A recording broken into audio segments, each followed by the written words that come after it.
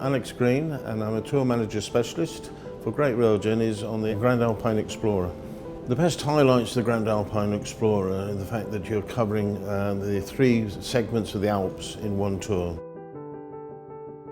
We start at the iconic St Pancras station, where we join one of Eurostar's newest trains, travelling 180 miles an hour through the Channel Tunnel, Brussels and overnight at Cologne. Following morning, we get on a German intercity train along the beautiful River Rhine as far as Munich, where we arrive in the early afternoon.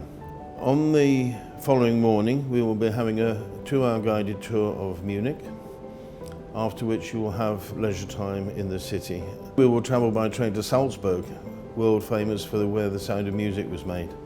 There we will have a 3-hour guided tour where you have an option to travel up the funicular to the fortress before we travel by coach to our Traunsee hotel. This is a beautiful Austrian chalet type hotel immediately next door to the beautiful Traunsee. We will be having guided tours in the area by coach to St Gilgen, St Wolfgang and Mondsee. We then travel on by train to Innsbruck, where we'll have a guided tour of this beautiful city. And the following morning, we will then be traveling to St Moritz. This is the winter capital of that part of the Alps, but we will be traveling in the summer, and we'll be getting a special free pass to travel on all the cable cars, all the local railways, all the local buses in the area. We then travel on what I think is probably the most beautiful railway in Europe. It's my favourite. The Bernina line takes you from St Moritz to Tirano through the Italian-speaking part of Switzerland. The railway zigzags around corners, almost 90 degrees.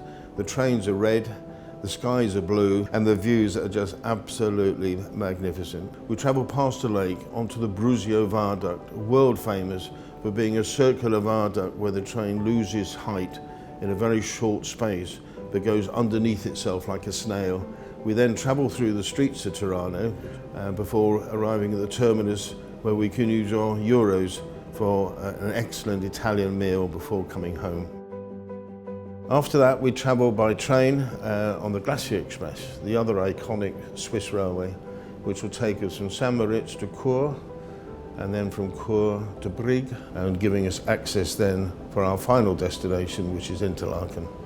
Interlaken is a main centre for our trip to the Jungfraujoch, which is probably the most stunning trip that you'll have in Switzerland.